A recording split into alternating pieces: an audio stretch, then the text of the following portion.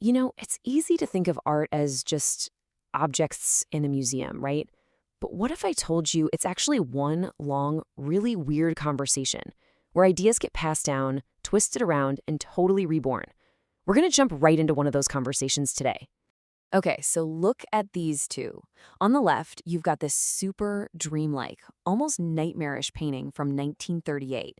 And then bam, on the right, this really unsettling sculpture from 2003, a person kind of fused with a spider. I mean, they couldn't feel more different, right? We're talking more than 60 years and totally different worlds. So that's the big question, isn't it? What on earth connects a painted nightmare to a spider sculpture? There's an invisible thread here, and we're going to pull on it.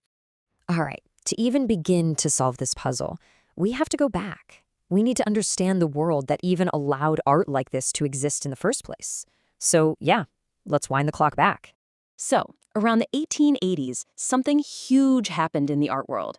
For centuries, the rule was simple. Art had to look real, like a perfect mirror of the world. But then artists started to say, nah, they decided art could be about more than just what you see. It could be about what you feel, what you dream up, and just the pure power of color and shape. And this piece right here, this is a perfect example of that new freedom. Look at Matisse's The Dance. He's not trying to give you a perfect photo of people dancing. Not at all. He's trying to make you feel the energy, the rhythm, the absolute joy of it all, using these wild colors and simple shapes. And this whole modern art thing, it just blew the doors wide open for what was coming. And that brings us to this really radical movement, a group of artists who took all that freedom and pointed it inward, straight into the human mind. And folks, this is the first huge piece of our puzzle. Say hello to Surrealism. It officially kicked off in Paris back in 1924, led by a writer named André Breton. And these guys, they were completely obsessed with Sigmund Freud.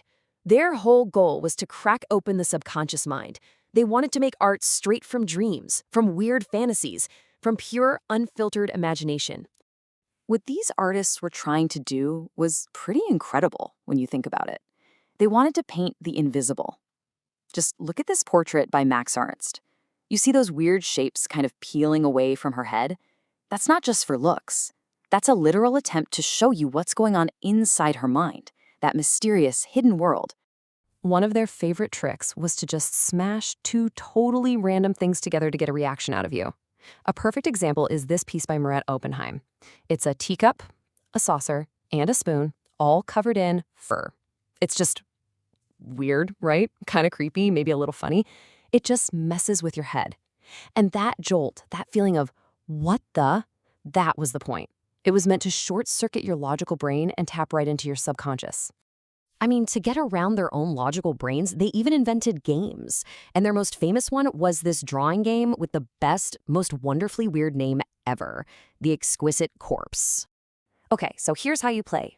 It's super simple. One person draws, say, a head. Then they fold the paper over so you can't see it and pass it to the next person who draws a torso. And you keep going. Nobody sees what came before. The whole idea was to let pure chance, and maybe the group's collective subconscious, create something totally new, something no one person could have ever come up with on their own. And what you get are these wild, mashed-up creatures. They're what we call composite figures, part human, part animal, part whatever. Now, this idea, creating a bizarre new body by sticking different parts together, that is a huge clue. So lock that away. We're coming back to it. Okay, ready for part 2 of the puzzle? Let's fast forward. We're going back to that artist who made this spider sculpture we saw at the very beginning. Her name was Louise Bourgeois. And right here, this is the smoking gun. Bourgeois was born in Paris in 1911. She grew up around the Surrealists, she knew their work inside and out, and she actually once said that Surrealism could have been my father. I mean, you can't get a more direct connection than that. She's basically telling us how much it shaped her. So just like the Surrealists, she was fascinated by psychoanalysis. For her, making art wasn't just about making pretty things. It was a way to deal with really powerful feelings, jealousy, anger, fear. She would dig into her own childhood memories and turn them into these incredible, sometimes unsettling sculptures. Okay, this is it. This is the connection. Let's put them side by side again. You've got the exquisite corpse figure on the left and Bourgeois's sculpture on the right. See it? It's that exact same idea from Surrealism, mashing up a human body with something else, in this case, a spider. It's like she took their little drawing game and turned it into this huge, three-dimensional and super personal statement. But here's the thing. For Bourgeois, this wasn't just a random spider person. It was deeply, deeply symbolic. Her mother actually restored old tapestries. She literally spent her days weaving and mending. So for Bourgeois, the spider was her mother. Clever, patient, protective, a weaver. This sculpture isn't meant to be a monster. It's a portrait of her mom, strong and reliable.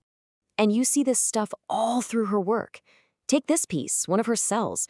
We're literally looking through a cage at this kind of twisted figure inside. It hits on all those classic surrealist ideas, right? The line between your inner self and the outside world, the idea that you can't always trust what you see, and all those hidden parts of ourselves. So there you have it.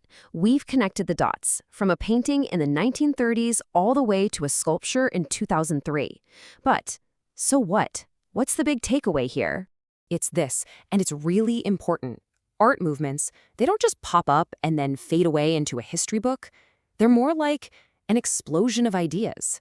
They give artists a whole new way of seeing the world, and other artists pick up those ideas, argue with them, and change them for decades. Surrealism wasn't just a thing that happened. It was the start of a conversation that, honestly, is still happening today. I mean, look at the direct line. The Surrealists were all about the unconscious. Bourgeois was all about psychoanalysis. They painted dreams. She sculpted memories. They played games to make these weird composite figures. She built composite sculptures to explore her own family. She took their playbook and wrote her own story with it. You know, the Surrealists wanted to draw a map of the hidden parts of the mind. Louise Bourgeois basically spent her entire career sculpting a map of hers. So that kind of leaves us with one last question for you. If you had to give your subconscious a physical shape, what weird, amazing thing would it look like?